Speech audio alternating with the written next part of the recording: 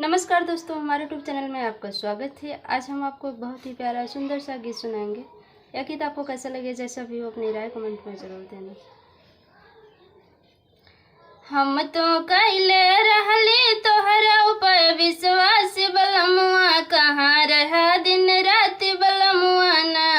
हम तो कैले रहली तोहरा ऊपर विश्वास, बलमुआ कहाँ रहा दिन रात बलमुआ ना।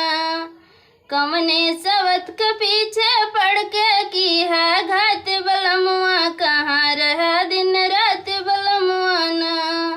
कमने सवत के पीछे पड़ के की है घात, बलमुआ कहाँ रहा दिन रात बलमुआ ना।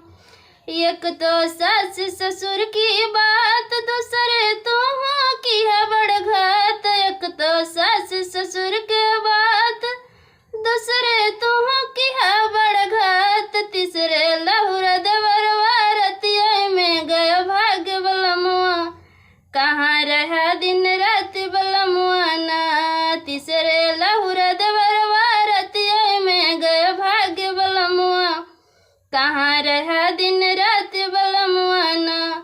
हम तो कैले रहली तोहरा ऊपर विश्वास, बलमुआ कहाँ रहा दिन रात बलमुआ ना।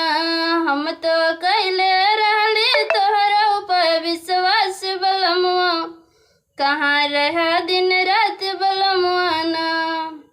एक तो आई परोसे बारात, सबके हुलुआ लूटत आज। एक तो आई पड़ोसे बारात, सबके हुलुआ लूटत आज। सबके मुँह पे बाटाई बस तोहर ही बात, बलमुआ कहाँ रहा दिन रात बलमुआ ना। सबके मुँह पे बाटाई बस तोहर ही बात, बलमुआ कहाँ रहा दिन रात बलमुआ ना।